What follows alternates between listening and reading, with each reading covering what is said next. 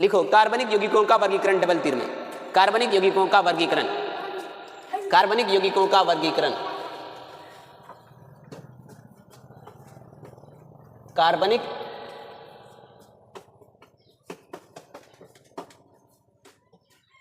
यौगिकों का वर्गीकरण। अब कार्बनिक यौगिक क्या होता है तो इसके बारे में तो समझ लिए हो। वर्गीकरण का मतलब क्या होता है? वर्गीकरण का मतलब हाँ, बांटना, है ना? कोई चीज है उसको बांटना। जैसे तुम लोग के घर में अलग अलग सब्जेक्ट का बुक है, मान लो कि फिजिक्स का बुक है, केमिस्ट्री का बुक है, मैथमेटिक्स का बुक है, बायो का बुक है, तो उनको जो है उनको जो है तो उनको जो है अगर तुम लोग के इसमें ये डाल करते हैं तो वो अगर बना हुआ है तो तुम लोग पहले मतलब क्या करेगा, तो फिजिक्स का बुक को एक साथ रखेगा, केमिस्ट्री का बुक को एक साथ रखेगा, बायो का बुक को एक साथ रखेगा, मैथमेटिक्स का बुक को एक साथ रखेगा। तो ये ही क्या हुआ? वर्गीकरण हुआ। तो उसी तरह से कार्बनिक यौगिक, अच्छा अगर एक दूर रहेगा तो अलझल करके एक साथ रख सकते हो, लेकिन बहुत सारा है, मान लो 10-12 ठो का फिजिक्स का बुक है, 10-12 ठो फिजिक्स केमिस्ट्री का बुक है, तो क्या अलग अलग रखना पड़ेगा कि एक साथ रखोगे तो भी काम चल जाएगा? अलग रखना पड़ेगा। लेकिन एक ठो दो ठो है तो एक साथ रखोगे तो भी काम चल जाएगा, ढूंढ सकते हो आसानी से। तो उसी तरह से कार्बनिक यौगिकों की संख्या क्या है? अत्यधिक है, लाखों में है ना? तो लाखों में है, तो इसलिए हम लोग क्या करते हैं, कार्बनिक यौगिक का क्लासिफिकेशन करते हैं, यानी वर्गीकरण करते हैं। क्या करते हैं? वर्गीकरण करते हैं। इतना क्लियर है? तो यहाँ हम लोग बोलेंगे कि नीचे तीर देकर के, एल वाला तीर देखो, एल वाला तीर देकर के लिखो, एल वाला तीर देकर के लिखो कार्बनिक यौगिकों की संख्या, कार्बनिक यौगिकों की संख्या, कार्बनिक यौगिकों की संख्या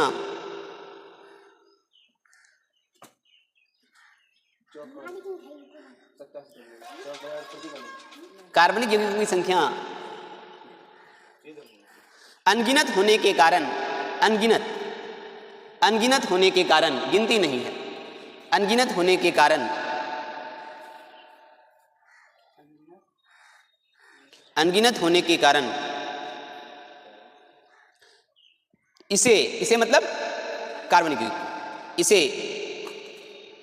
कई वर्गों में, इसे कई वर्गों में, इसे कई वर्गों में विभाजित किया जाता है, विभाजित किया जाता है।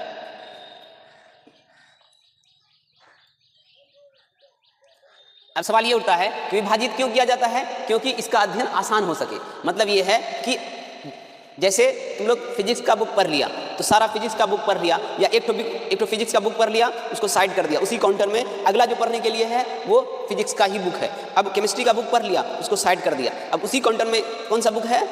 केमिस्ट्री का ही बुक है, और बुक नहीं है। अगर साथ में मिला के रखेगा तो कौन सा बुक पढ़े कौन सा बुक छोड़े तो वो पता नहीं चलेगा। उसी तरह से अब इसका अध्ययन, कार्बनिक यौगिक का अध्ययन, कार्बनिक यौगिक की संख्या अनगिनत है, गिनती नहीं है, तो उसका अध्ययन सुचारू रूप से होने के लिए, सुचारू रूप से करने के लिए क्या करते हैं?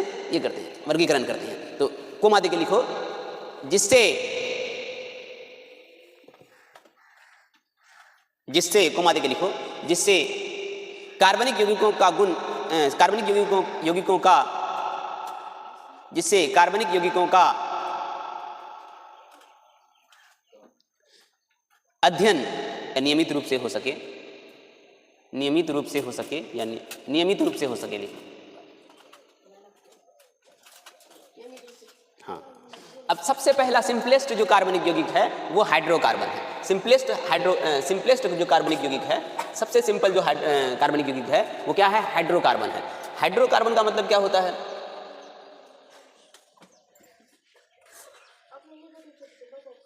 हाइड्रोकार्बन। तो हाइड्रोकार्बन क्या होता है? जो भी यौगिक किस किस से बना होगा? सिर्फ कार्बन और हाइड्रोजन से बना होगा, कार्बन और हाइड्रोजन से बना होगा। तो उस तरह के यौगिक को क्या कहेंगे?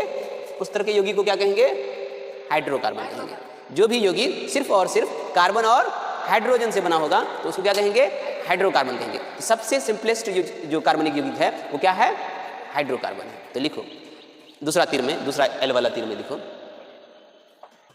सबसे साधारण कार्बनिक यौगिक, सबसे साधारण कार्बनिक यौगिक, सबसे साधारण कार्बनिक यौगिक, कार्बनिक यौगिक हाइड्रोकार्बन कहलाते हैं। कोमा देखिए इसको, जो कार्बन तथा हाइड्रोजन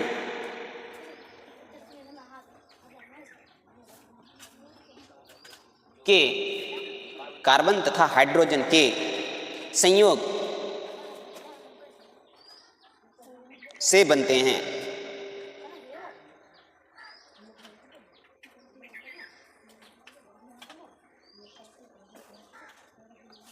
आई बात समझ में?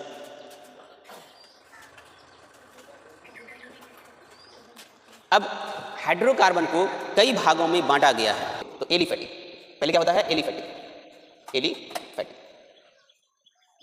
ये एलिफैटिक हाइड्रोकार्बन। अब एलिफैटिक हाइड्रोकार्बन क्या होगा? एलिफैटिक हाइड्रोकार्बन में सिर्फ और सिर्फ स्ट्रेट चेन होगा, वो नहीं होगा, साइक्लिक लूप नहीं होगा। मतलब ये है कि कार्बन, एक कार्बन दूसरे कार्बन से, दूसरा कार्बन, तीसरे कार्बन से, तीसरा कार्बन, चौथे कार्बन से बंध के क्या बनाएगा? एक चेन बनाएगा, एक चेन बना के रहेगा। तो उस प्रकार के हाइड्रोकार्बन को क्या कहेंगे? एलिफैटिक हाइड्रोकार्बन कहेंगे। यहाँ पर जितना हाइड्रोजन लगता है वो लगा देंगे। अब यहाँ बोलेंगे दूसरा टाइप का जो होगा वो एलिसाइक्लिक होगा। क्या होगा? एलिसाइक्लिक। क्या होगा? एलिसाइक्लिक। दूसरा टाइप का क्या होगा? एलिसाइक्लिक। दूसरा टाइप का क्या होगा? एलिसाइक्लिक। क्या होगा? एलिसाइक्लिक। दूसरा टाइप का क्या होगा?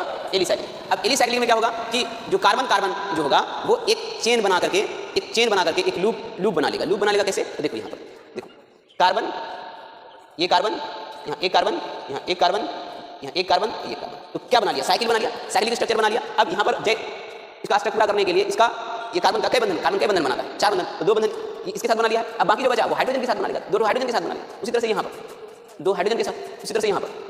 तो इस तरह के हाइड्रोकार्बन को क्या कहेंगे? एलिसाइक्लिक। आया बस में? अच्छा, अब तीसरा टाइप का होता है एरोमेटिक।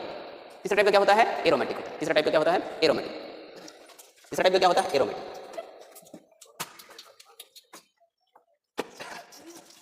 Aromatic hydrocarbon. तो एरोमेटिक हाइड्रोकार्बन बेंजीन और बेंजीन के जैसा जो कार्बनिक यौगिक है, बेंजीन और बेंजीन के जैसा,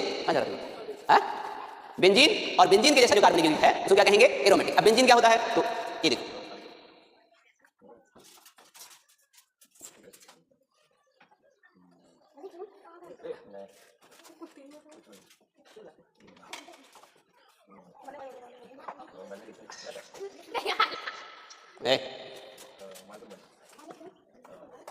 अब याद देखो, कार्बन क्या बॉन्ड बनाता है? 4 बॉन्ड। तो यहां पर हम लोग बोलेंगे 1 2 3 और ये 4। यहां पर इस कार्बन का 1 2 3 4, इस कार्बन का 1 2 3 और 1 हाइड्रोजन से 4, 1 2 3 और 1 4। तो प्रत्येक का 4 बंधन पूरा हो गया। अब यहां बोलेंगे इस तरह के जो कार्बनिक यौगिक रहेंगे, जो हाइड्रोकार्बन रहेंगे, उसको एरोमेटिक हाइड्रोकार्बन कहेंगे। क्या कहेंगे? Aromatic hydrocarbon. इतना क्लियर तो 2 पार्ट में बांटेंगे। तो ये हो सकता है में सिर्फ और सिर्फ सिंगल बॉन्ड हो, सिंगल बंधन हो, और एक तरह का यौगिक जो हो वो डबल बॉन्ड हो और ट्रिपल बॉन्ड हो। तो यहाँ पर हम लोग बोलेंगे कि एलिसाइक्लिक को के भाग में बांट सकते हैं, एलिसाइक्लिक को के भाग में बांट सकते हैं, 2 भाग में बांट सकते हैं। एक तरह का जो होगा वो हो सकता है कि सिर्फ और सिर्फ सिंगल बॉन्ड हो। तो सिर्फ और सिर्फ सिंगल बॉन्ड हो तो इसको एलिफैटिक कहेंगे। क्या कहेंगे? संतृप्त कहेंगे। संतृप्त हाइड्रोकार्बन। क्या कहेंगे? संतृप्त हाइड्रोकार्बन। क्या कहेंगे? संतृप्त हाइड्रोकार्बन। तो हाइड्रो संतृप्त हाइड्रोकार्बन। और एक तरह का हो सकता है कि डबल बॉन्ड हो और ट्रिपल बॉन्ड हो, उसको क्या कहेंगे? असंतृप्त हाइड्रोकार्बन।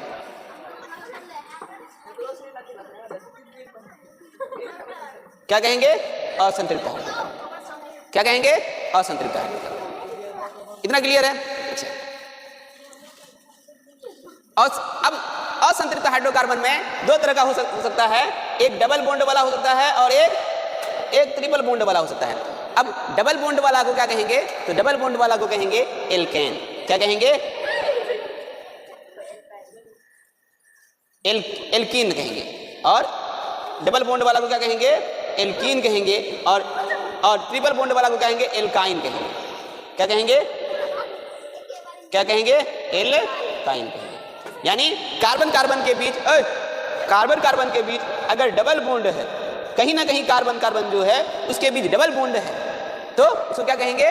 एल्कीन कहेंगे। और कहीं ना कहीं कार्बन के बीच जो है ट्रिपल बॉन्ड है, तो उसको क्या कहेंगे? एल्काइन कहेंगे। और कार्बन कार्बन के बीच अगर कार्बन कार्बन के बीच सिंगल बॉन्ड है, क्या है? सिंगल बॉन्ड है, तो उसको कहेंगे संतृप्त हाइड्रोकार्बन, और उसका नाम बोल देंगे, क्या एकदम बोल देंगे? एल्केन बोल देंगे। क्या बोल देंगे? एल्केन। क्या बोल देंगे? एल्केन बोल देंगे। यानी कार्बन कार्बन के बीच क्या होना चाहिए? कार्बन कार्बन के बीच कैसा बॉन्ड होना चाहिए? एल्केन बॉन्ड होना चाहिए। कार्बन कार्बन के बीच जो है अगर सिंगल बॉन्ड है उसको क्या कहेंगे? एल्केन कहेंगे। और कार्बन कार्बन के बीच अगर डबल बॉन्ड है तो क्या कहेंगे? एल्कीन कहेंगे। और कार्बन कार्बन के बीच ट्रिपल बॉन्ड है तो उसको क्या कहेंगे? एल्काइन। इतना बात क्लियर है? इतना बात क्लियर है तो उसके बाद बात